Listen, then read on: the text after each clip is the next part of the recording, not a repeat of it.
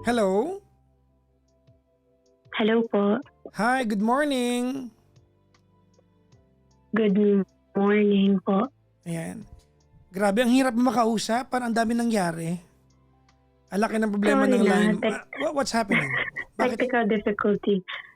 Bakit? Ano nangyari? Mm, kasi hindi ko ma-answer yung unclickable yung answer button. Ha, bakit? Naiihiyan mo ba yung cellphone mo? Nabasa mo? Hindi. Nabasa ba yung screen mo? Ganon? Ano ba yan? Hindi ko rin po alam kung ano nangyari. Naka-loudspeaker ka ba? Naka-headset? Hindi po. Handheld? Handset lang po. Okay. Handheld, yeah. Okay. What's your name? Jane po. Jane. Mhm. Si Jane. Nasaan si Jane? Saan? Laguna. Ilang taong kayo na, ma'am? 28. Napuputol-putol yung linya mo. Ano po yung wifi niyo, ma'am? Di uling o di pedal po yan, ma'am?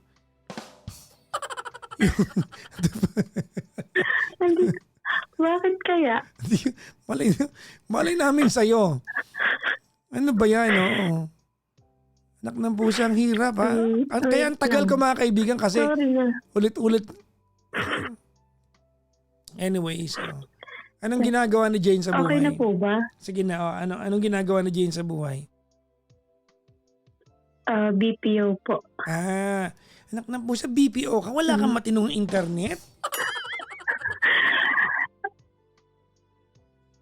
Hello? Internet ko, naka 400 Mbps ako. Niyabangan pa tayo. Baka ako'y mahina pala dito. No?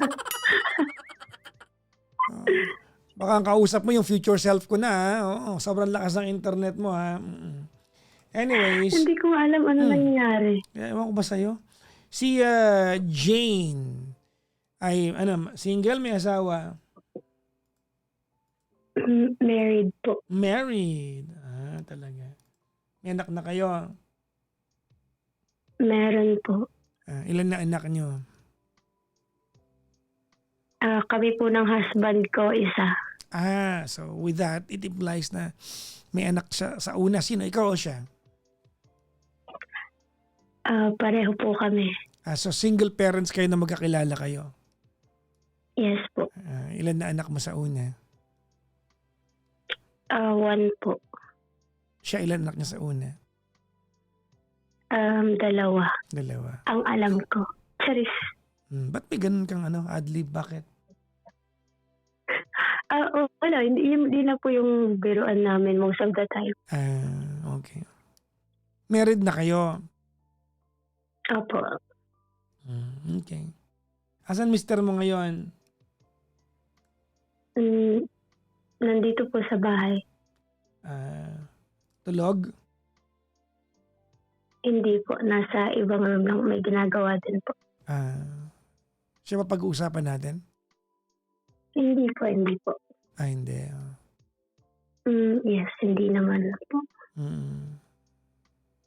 Okay. Wala kayong problema? Kami ng husband ko, wala naman. Gagawin ko kayo. Okay lang sa'yo. Huwag naman po. Charot Masaya lang! po kami. Naman, sige. Anong trabaho ni mister?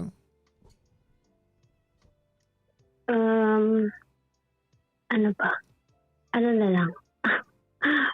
Hindi ko po kasi pwede ma-disclose eh. Baka makilala. Artista yan o? Mayor ba ng lugar niyo yan? Ganon? Hindi naman po ganun. Controversial ba yung trabaho niyan? Hindi, legal naman siya, Papa. Legal. Legal naman. Oo, legal naman. Okay. Pala naman Ba't kinakatakot mo kung legal naman pala? Basta Sige na. Anyways, sige. Ba't tayo magkausap? siya, tungkol siya dun sa firstborn ko. Okay. Ilan taon na ba yung firstborn mo?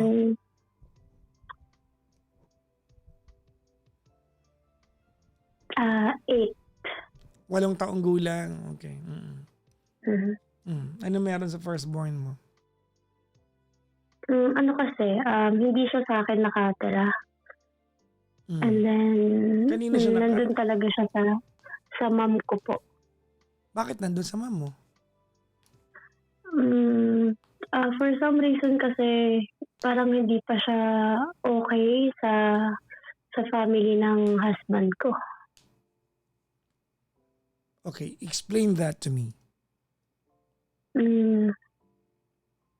Kasi yung tinitirahan namin na bahay is provided ng family ng husband ko. Okay. And all the expenses that we have sa kanila nagagaling like electricity, groceries, basta everything po provided nila. Bakit? Bakit sa kanila kailangan manggaling? Kasi capable sila to provide it for us. So, But you should be capable because you are a unit already. yes, we are naman po. I mean, we have our own income but it just so happen na ganun sila yung nagpo-provide. Binibigyan nila kami ng allowances. And then yung mga bills namin is sa business nila nanggagaling yung pinambabayad. So, you're saying na hindi okay sa family ng husband mo na dali mo yung firstborn mo?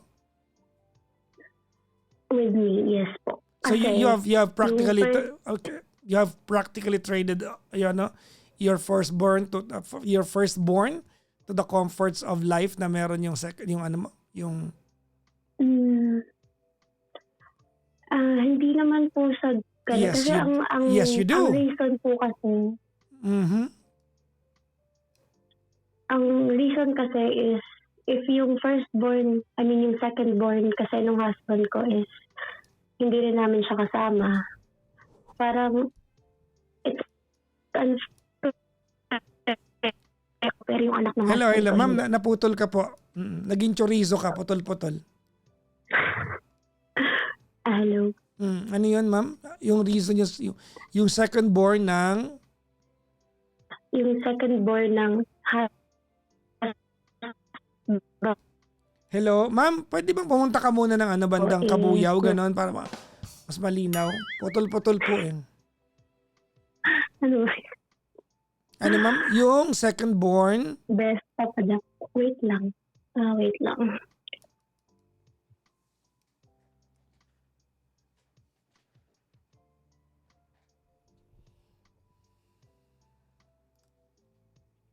Hello? Hello, opo. Ano po yun? Mas okay po ba to? Sige ma'am, yung secondborn ng... Yung secondborn ng husband ko is hindi rin namin siya kasama. Okay, sino may desisyon nun? Sa bahay. Nandun siya sa mom. Since, parang ganun kasi talaga. Pag nasa mom talaga siya. And hindi niya Okay, wait lang So, Jane, we are excuse me ma'am, no, we are getting like we are only getting like 50% of what you're telling us, no? Yung router niyo po ba nasaan, ma'am? Sa kabilang purok ho? Po? Ho? Ho? Hello ho?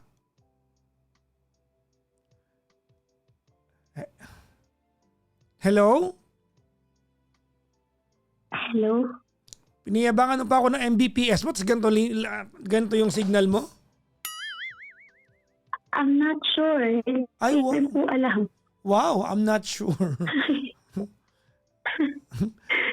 Ilang Mbps ka? Ko yung binabayaran ko, 400. 400 Mbps? Tapos ganito lang? Irereklamo. Itatawag ko mamaya after nito. Magrereklamo ako. Oh. Okay, go ahead. Yung second-born ng husband mo, nasaan? Nandun sa sa mom, dun sa nanay niya. Okay. Whose decision was that? dun sa mom po. Okay. Yung firstborn ng Tapos, ng asawa mo nasaan naman? nasa province po. Iba din kasi yung mom nun. Okay. Nasa malayong lugar. Okay. Sige, tuloy mo yung kwento mo, ma'am. So, ayun po. Nung dito na po kasi, so before kami magsama ng husband ko, so nandun pa siya sa mom ko. And then, so nung time na kukunin ko na sana siya para dito na siya sa amin mag-aaral. So since everything was provided by the parents, and so nung sinabi ko na ipagpaalam muna niya na sabihin na dito na mag-aaral yung anak ko. And then yung advice is, parang yun nga ang sinabi ko, wag muna kasi parang magiging unfair dun sa isa na hindi siya nandito, na my son will experience yung comfort of life and then yung isa hindi. So, ang nangyari is kapag bakasyon lang, pag nandito sila, pero yung tipong dito na talaga siya mag-aaral or dito na sa amin titira is hindi pwede. Okay ka dyan sa desisyon na yan? Siyempre, hindi po. Wala kang ginagawa.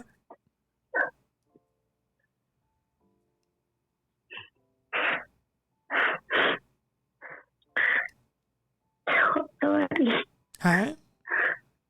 Hindi ko po kasi alam yung gagawin ko. Ikaw nagsabi, you're practically the same person who repeated what I said kanina, no? Para hindi unfair, no? May experience ng unang anak mo yung comfort na meron ka ngayon, tsaka nung anak niyong dalawa ng mister mo, 'di ba? Para hindi unfair, dapat pare-pareho na lang nahihirapan yung mga anak sa una, parang gano'n na. Ganun po yung lumalabas. Yun talaga yun, ano?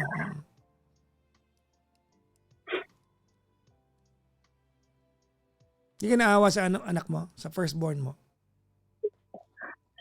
Naawa po kasi Your firstborn is your first family, your first real family, your first flesh and blood.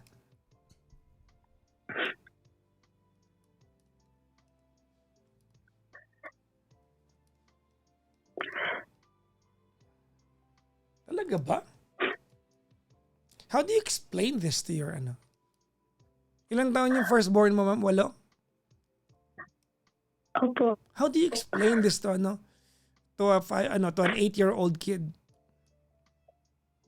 Nak, hindi ka pwede sa akin kasi yung mga anak nung nung unang anak nung yung napangasawa ko, stepfather mo, nahihirapan yun sa ibang lugar eh. So, ikaw din, kailangan mahirapan ka din. Dalaw ka na lang dito sa akin na bakasyon. Ganun.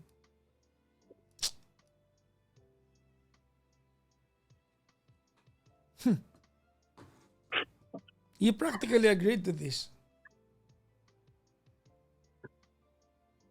You agreed to this. Nag-agree ka dito.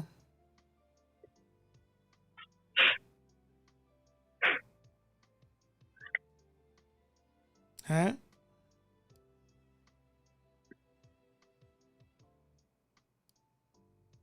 Ba't mo ako tinawagan?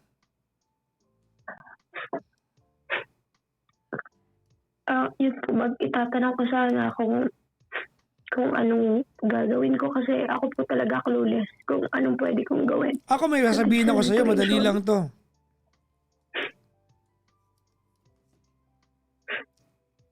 Madali lang solusyon nito. Bukas, impakihin mo lahat ng gamit mo, isama mo yung anak mo, yung pangalawa, umuwi ka dun sa bahay ng nanay mo.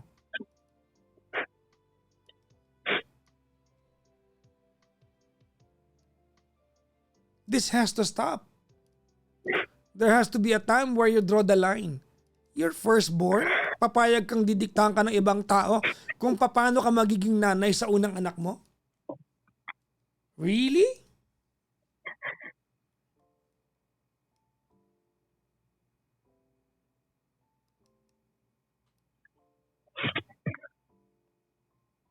Kasi binibigyan kayo ng ng supply ninyo ng pangangailangan sa buhay. Kaya masusunod sila. Sa bagay, may point sila. Kasi umaasa kayo sa kanila. Ba't di kayo tumayo sa sarili niyong paa? May trabaho ka naman VA ka.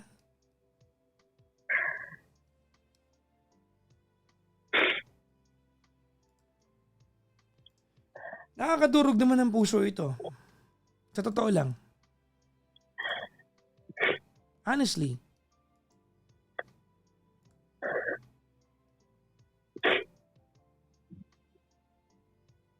Nakakadurog ng puso.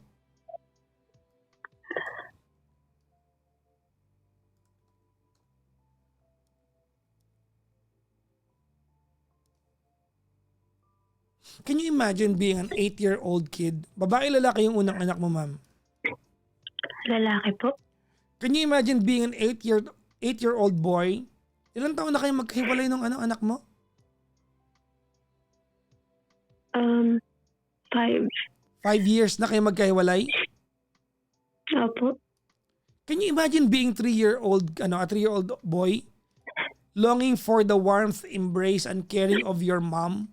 Pero pinili niyang iwanan ka kasi sabi ng mga in-laws na bago, bakasyon lang pwedeng pumunta sa anak mo Kasi yung mga unang apo namin nahihirapan So hindi dapat magkaroon ng comfort yan. Bakasyon lang pwedeng pumunta. Talaga? Okay sa'yo to. Alam mo, totoo lang, pack your things tomorrow. Go home to your mom. Ikaw na lang ang dalawin ng mister mo sa bahay ninyo. Ikaw na lang. Di ba? Ikaw na lang ang dalawin ng mister mo sa bahay ninyo. Mas importante sa akin kasama mo yung anak mo. When it comes down to it, pipiliin nyo ang anak.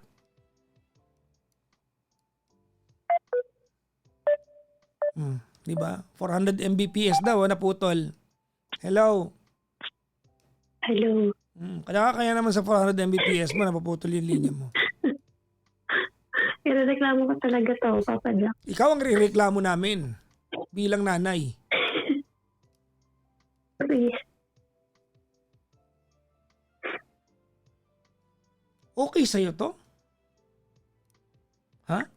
Masaya. For 5 years, hindi nadudurog yung puso mo? Siyempre po. Walang masakit sa akin yun. Gusto di ako naniniwala. Wala kang ginawa. Kwento mo lang yan.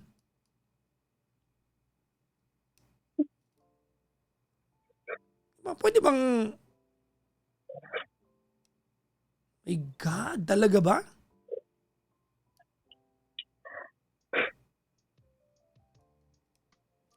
Alam mo, one day, there is a time for everything. One day, what you've done to your firstborn, firstborn, your son, your first son, will have its own day of reckoning. One day, it will have its own day of reckoning.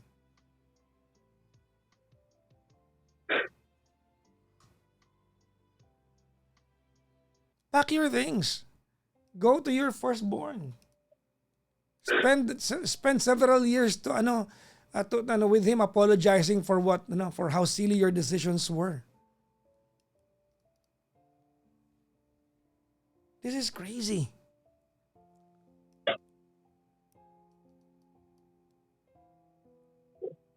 Kapatid yan, pinaglayo mo sila. Anak mong una.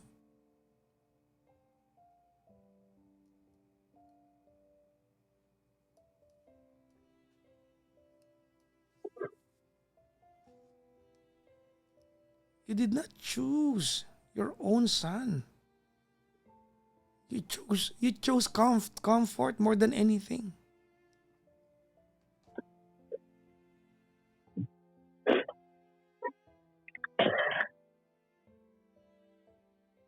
Baka nga ganun po. Anong baka? Hindi baka. Yun talaga yun.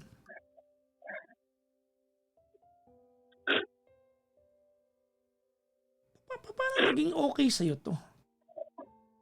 Paano naging okay sa'yo na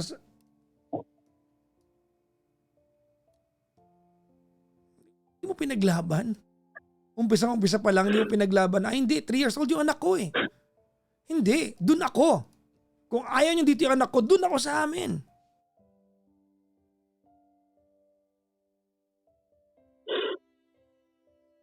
Hindi ako titira dito. Wala akong pakialam kahit may aircon kayo. Kahit punong-puno ng ham yung ref ninyo, so what? Doon ako sa firstborn ko.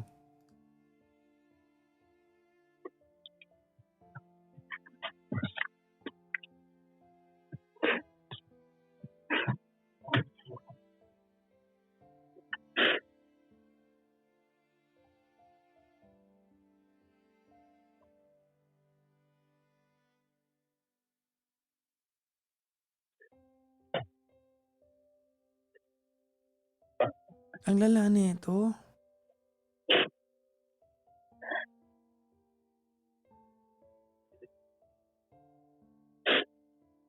You want my advice? Tomorrow, pack your things. Magpasalamat ka na maayos dyan kasi mukhang nabuhay ka na masarap dyan eh. Pasalamatan mo sila for being able to experience a life of comfort and luxury. I don't know kung worth it yan. Pasalamatan mo sila. Pack your things. Grab your daughter or son, yung bunso mo. Daughter po. Grab your daughter and go to your firstborn.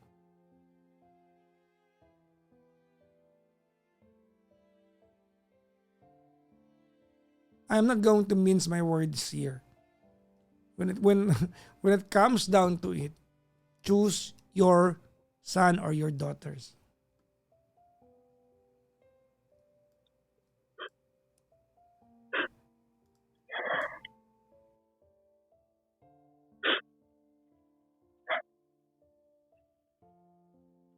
Sige po.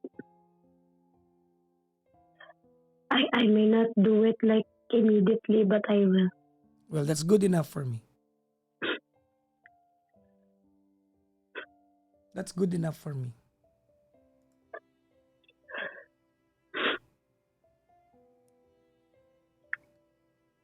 Yun lang naman po yung gusto kong itanong. Come on, Jane. As if kailangan mo ako para malaman yung sagot yan.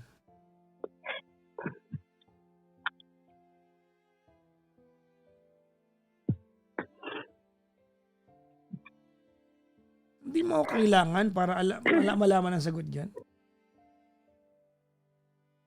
If there is one time that I would like to believe in instinct, it's mother's instinct. Hindi ako kailanman naniwala sa yung mga instinct ninyo. Feeling ko may babae siya. Hindi ako naniniwala dyan.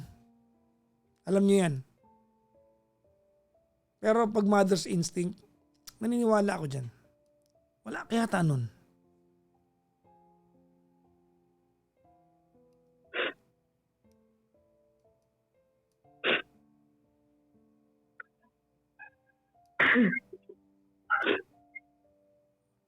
Mahaba-haba ang paano. Mahaba-haba, Jane, ang ipaghihingi mo ng tawad sa firstborn mo.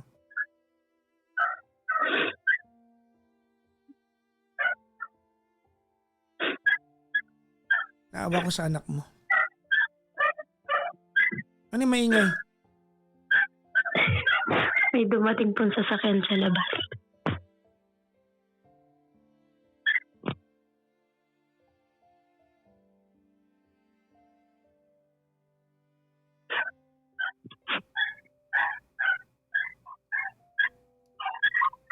Ganyan ang tunog ng sasakyan sa inyo? Siyempre, Papa Jack, may aso. Aso? Kala ko sasakyan yan.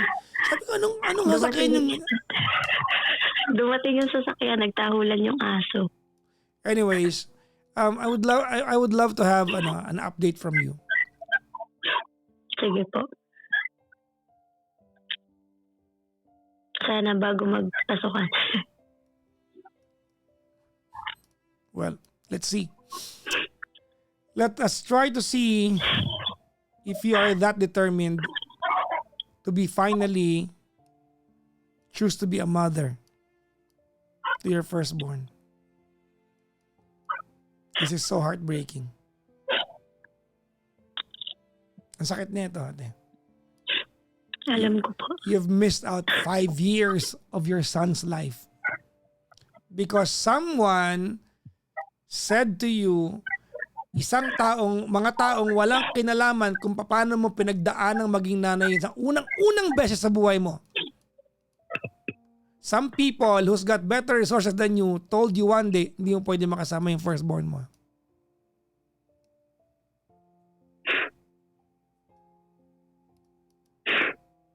So heartbreaking.